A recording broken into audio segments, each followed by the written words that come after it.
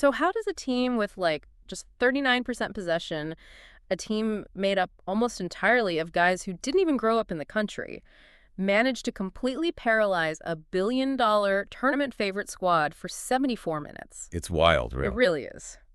Welcome to this deep dive, everyone. Today, we are opening up a massive stack of sources for you. Yeah, we've got the official match reports, granular statistical breakdowns, and some incredibly moving cultural features. Exactly. Our mission is to take you inside the July 1st, 2026 World Cup round of 32 match between England and the Democratic Republic of Congo. Because what happened on the pitch in Atlanta was about so much more than just a 2-1 final score. Oh, 100%. I mean, it forces us to completely rethink how we evaluate dominance in modern sports. We have this tendency to look at a box score and assume the team with the most passes was dictating the game. Right, the classic possession trap. Exactly. This match proves that in knockout football, possession can sometimes just be, well, a trap. So let's set the scene for you. You have England, right? Heavy favorites, carrying the weight of a 60-year trophy drought, looking to advance to play co-hosts Mexico in the round of 16. The tension is already sky high. Right. The whistle blows, and in the 7th minute, they go down 1-0. Unbelievable start. They eventually survive the scare and win the game. But the sheer panic of those first 70 minutes is what we really need to unpack today. Because the underlying numbers from the first half present this massive contradiction. Yeah, according to the SofaScore data we have, England held 59% of the possession. Right. They entered the final third of the pitch 41 times compared to Congo's 20. They outshot them 8-3. And Yet they walked into the dressing room trailing. which brings us to the actual mechanics of that opening goal by Brian Sapenga. You really have to look at the expected goals metric, or XG, on that specific strike. Okay, lay it on us. The data rated that shot at just 0.07 XG. Wow. I mean, I always struggle a bit with how abstract XG can feel, you know? course, yeah. Put that into physical terms for us. Like, what does a .07 chance actually look like on the grass? Okay, think of it this way.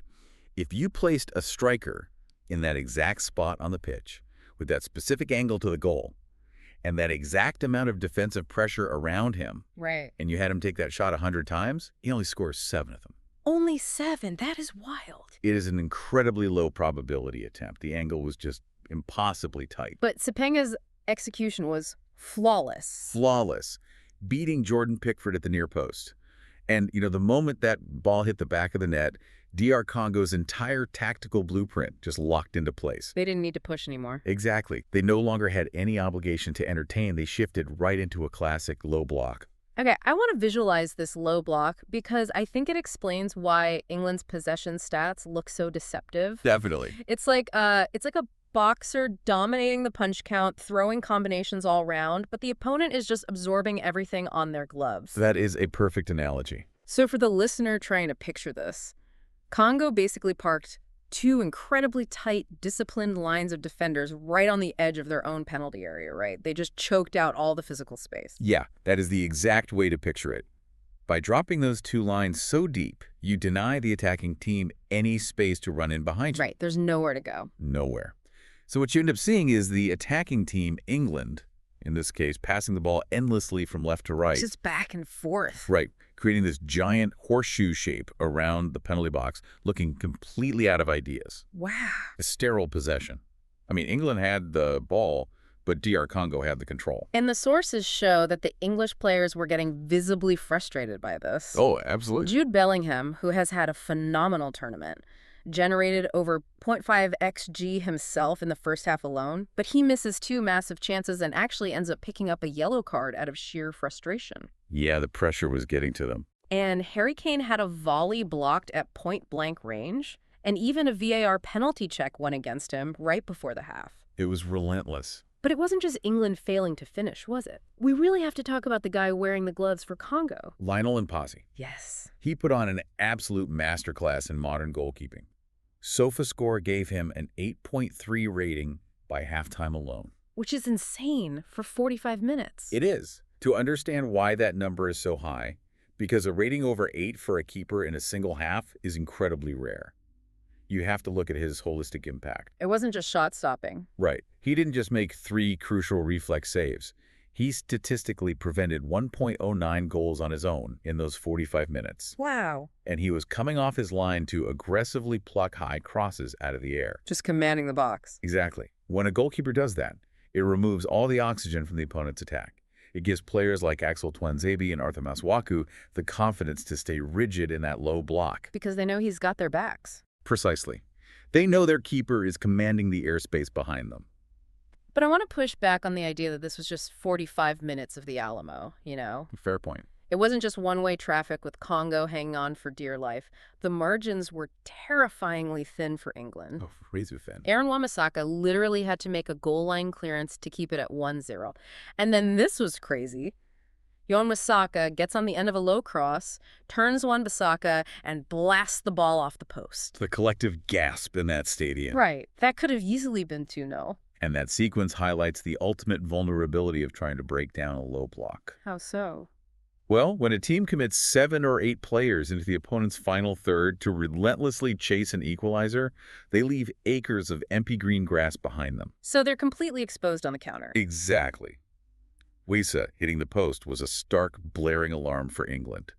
It proved that one sloppy pass in midfield, one mistake in transition, and DR Congo had the tools to punish them instantly. And just end the World Cup right there. Yep. So we take that tension, that blaring alarm, and we walk into the England locker room at halftime. You can only imagine the mood. Thomas Tuchel has to solve this puzzle. He needs to figure out how to break down a team that refuses to give him any space. Right. He turns to his bench, and he brings on Anthony Gordon. Why him, specifically? Like, why not another striker or a traditional playmaker? Because of the physical mechanism of how Gordon plays the game. Okay. When you are facing a fatigued defense that is tightly packed together, a traditional playmaker who wants the ball at his feet doesn't really help you. Because there's no room to operate. Exactly. You need someone who runs away from the ball. Gordon's greatest asset is his willingness to make aggressive, sprinting runs into the tiny, uncomfortable spaces behind the defenders. Oh, I see. Even if he doesn't get the ball, his physical movement drags a defender with him. And that slightly stretches that compact block. He creates structural chaos. Structural chaos. I like It- that. And that chaos pays off because Gordon provides the assists for both of England's goals. It totally changed the game. But the man on the receiving end is the one who dominates the post-match headlines. Harry Kane. Of course. In the 75th minute, he finds just enough space to head in the equalizer. And then, in the 86th minute, he blasts this unstoppable shot inside the near post to win it. We really need to pause and appreciate the historical gravity of what happened in those 11 minutes. Let's do it. First, Kane was earning his 90th cap as England captain, which equals the all-time national record. Amazing. Second, those goals were his 12th and 13th in World Cup finals. Which officially moved him past Pelé on the all-time scoring list. Yeah. Just let that sink in for a second for everyone listening. Pelé. Passing Pelé is a monumental individual milestone, but the broader historical context for the team is even more staggering. Tell me about it. Based on FIFA's official records, this match marked the very first time in the entire history of the England national team that they won a World Cup match after trailing at halftime. Wait, I had to read that stat in the sources 3 times to believe it. In their entire history. Their entire history. That is insane.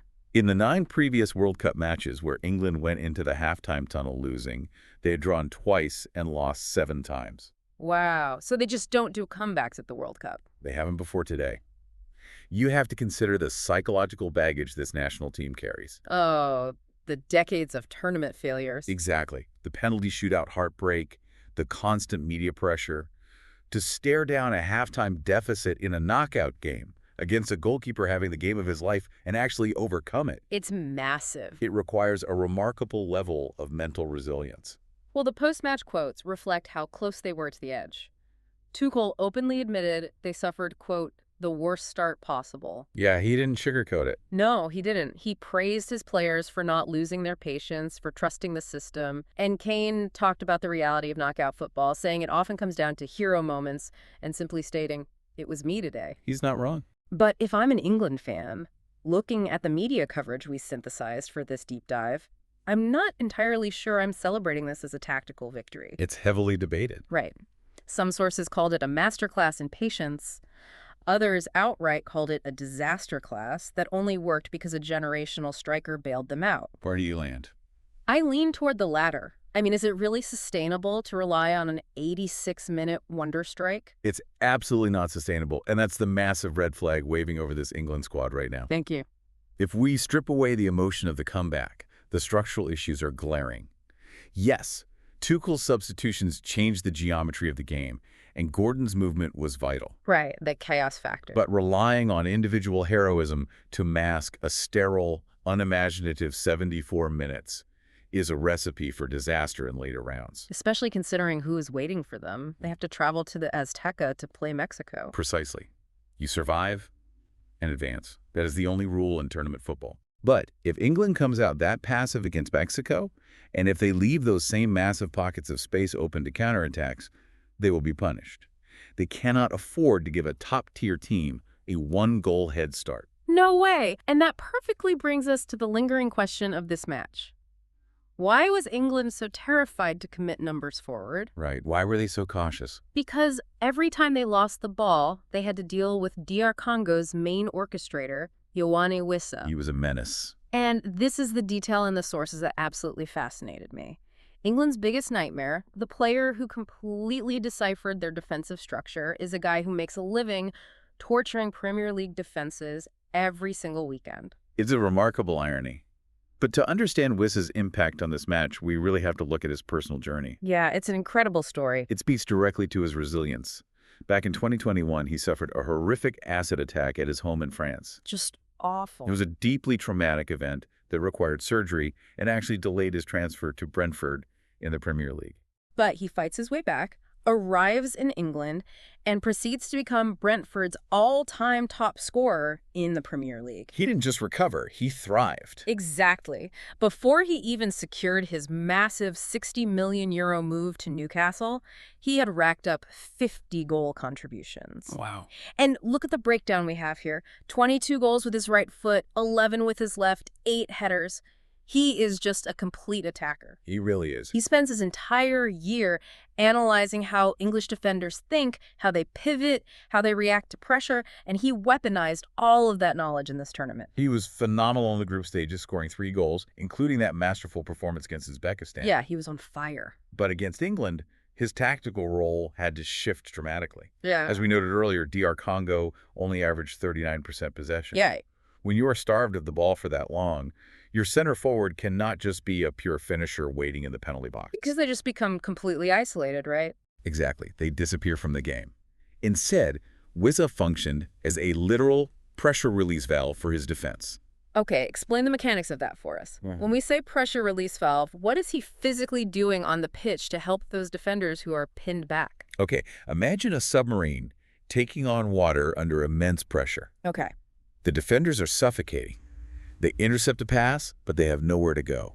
So they launch a long, hopeful ball up the field. Just to clear it out. Right. Wissa's job is to be the valve. He uses his body to hold off world-class defenders like John Stones or Declan Rice. Which is not easy. Not at all. He absorbs their physical challenge, shields the ball, and either completes a pass or buys a strategic foul. Oh, I see. In doing so, he depressurizes the entire field. Suddenly, his 10 teammates get to walk 30 yards at the pitch, catch their breath, and reset their shape. And the analytics really back that up. Flashguard noted he had an 85% pass completion rate in the final third. That is absurd for a lone striker. Right. That tells me he wasn't just blindly booting the ball away in a panic. He was catching it, securing it, and orchestrating the counterattack. With incredible precision. And he was doing a lot of this while playing directly against his own Newcastle teammate, Anthony Gordon. Yeah, the locker room banter there. Think about the psychological warfare. He is facing guys he trains with every day. He knows their tells, their weaknesses, their habits. It beautifully illustrates how globalized the tactical landscape of football has become. The domestic secrets of the English Premier League were actively being used to dismantle the English national team by a Congolese striker. It's almost poetic, but Wissa's impact isn't just limited to the tactical whiteboard. No. His actions off the pitch are what completely elevate this story. The sources highlight a trip he took back in 2022 to the North Kivu region in eastern Congo. Yeah. And this wasn't just like a PR stunt or a standard vacation. No, it was a highly intentional, deeply symbolic visit. To understand why, we have to look at how North Kivu is typically portrayed globally. Right. What's the context there? The region is the epicenter of a complex, ongoing conflict involving various groups, notably the M23 rebel movement. Right. When international media covers Eastern Congo, the narrative is almost exclusively centered on conflict, displacement, and tragedy. But Wissa went there and turned his camera towards something completely different. He did. He documented the region's staggering natural beauty, the green hills, the active volcanoes, the endemic wildlife. It was a powerful message. He utilized his massive platform as a Premier League star to remind the world, and perhaps even his own country, that North Kivu is more than just a geopolitical battleground. Exactly. It is a place of immense beauty, and most importantly, it is home to millions of people who are just trying to live their lives. That gesture resonated profoundly, and it bridges perfectly into the cultural significance of this specific DR Congo team. Let's talk about that. We really need to establish the sheer scale of the Democratic Republic of Congo for the listener to understand the magnitude of what this team achieved. It's a huge country. Huge. We are talking about a nation of roughly 116 million people. Its landmass is roughly 10 times the size of the United Kingdom. 10 times the UK. It's just massive. You have over 2,500 kilometers of dense rainforest and rivers separating the eastern provinces like North Kivu from the capital city of Kinshasa in the west. Exactly. And that physical geography creates immense challenges. I can imagine. It is a nation characterized by deep linguistic, ethnic, and geographic divides. You have millions of citizens in the east who will never see the capital, and vice versa. So it's hard to feel connected. Right. There are constant internal tensions.